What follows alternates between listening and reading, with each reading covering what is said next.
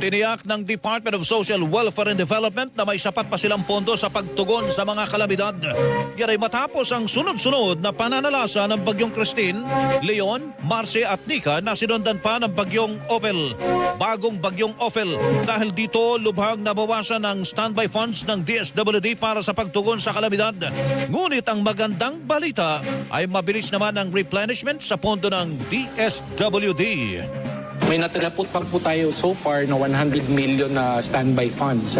But the good news is that mabilis po ang replenishment ng ating pondo when it comes to disaster response. Ang tinig ni Social Welfare Undersecretary Edu Punay, ayon sa Department of Budget and Management, may 870 million pesos na nadagdag na Quick Response Fund para sa DSWD bago matapos ang linggong ito.